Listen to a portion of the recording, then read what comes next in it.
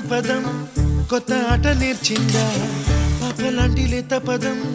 పాఠశాలగా కూనలమ్మ జానపదం పల్లె దాటి వచ్చిందా